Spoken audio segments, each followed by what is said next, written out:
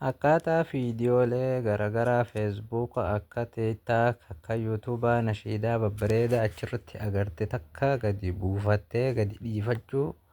yoo hanfeetu taate aappii kana gadi buufadhuu itti fayyadame. Aappii sittiin agarsiisaa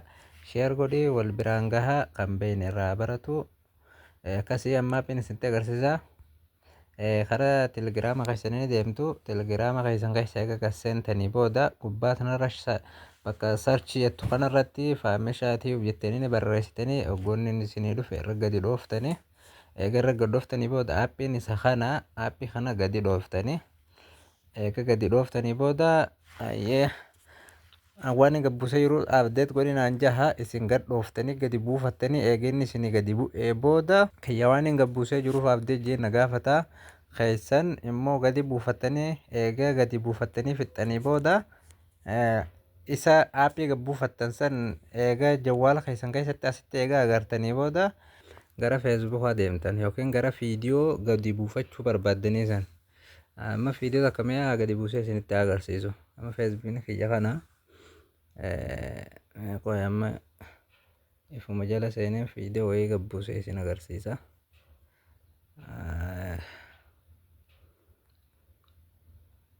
أما فيديو بسم الله الصلاة والسلام على رسول الله صلى الله عليه وسلم. السلام عليكم ورحمة الله وبركاته. شيري تنقصي قدويته جوالي أخو هلقي جرا فكاتا أيه جلا خنرتي هنا وانوتا أكنا هاني سنفيدا جما وان الرجلات أنا هنا بفكا وبلين كده أخنا جال الرتي مقا تنرى تتقى سدين تناجرة تتقى سدين أنا كسر قدير ويتا.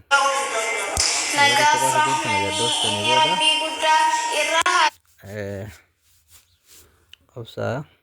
جوالا على جيرانا فكادي. أيها تيجي تلوي تاني مودا أسرتي بكمة شبكات الدولة بعدا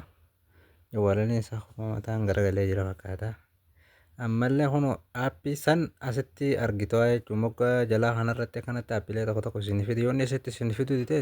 tuttuqaa sadiin tana gadhooftanii aappii heddummeessee isin fida isin isa kana keessa barbaaddanii jechuu aappii viidmeet yookaan kanarratti akkasii gadhooftan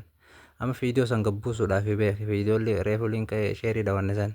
amma hono asirratti viidmeet jajalarratti gubbaarratti daawuloodii san akkasii gadhooftan eega daawuloodii gadhooftanii booda gara aappii sanii isin oofaa jechuudha. Gara aappii kanaa isin oofee haala kanaan gara viidiyoo gabbuusuutti deemaa jechuudha. Akkana feesbuuka keessan kana asin gasseentanii looga'iin godhii isin jedhu wayyaanii wal qunnamsiise jechuudha. Qoyime hayyee amma gadillee ni buuse yoon akka gabbuusallee viidiyoo amma kallattiin gabbuusa garuu immoo yoo banattanillee rakkoon qabdu isin gabbuusallee gabbuufattanan amma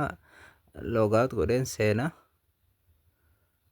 maaliif waan namni tokko tokko banachuun beekne ammas deebianii na gaafatan waan ta'eef asirratti kunoo gubbaa sanarratti iimeela feesbuuka keetiitii fi paaswoordii feesbuuka keetii itti galchitu. Egaa jara kana itti galchite booda wal qunnamsiiftee jirta jechuudha feesbuuka keetii fi aappii kana ganaa olii uumaa isin gaafatu liinkii isaa fuutee kallattumaan fiddee itti galaa jechuudha liiguutti gadi dhooftee kallattumaan dhufee itti gala. Anamma mee itti galchu hayyee amma itti galchee fiteen jira anamma waan itti galchee jiru fiteef gadiin dhaa loogin kajoo kana gadiin dhaa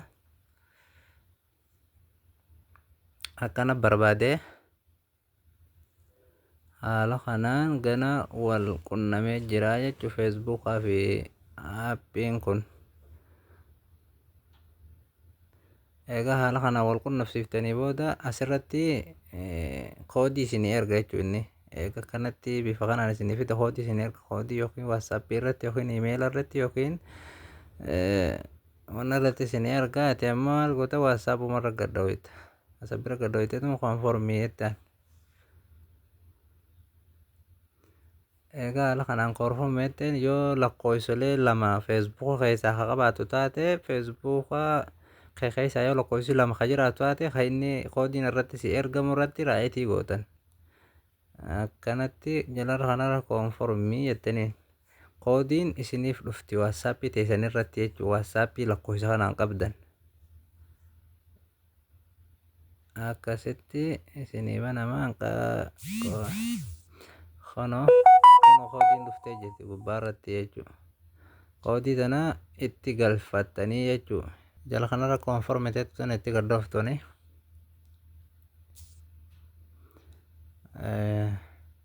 kuno haala kanaan wal isinii fudhatee jira jechuu asirratti amma seefuma ittiniin Facebook aappii wal qabsiiftuun jechuu marruma takka haala kanaan kuno ganaa olii Facebook keessa isin fidaa jechuu aappuma kana keessa Facebookni keessan dhufa jechuu olii as keessa akka ol harkisaa kuno akkana fidaa kuno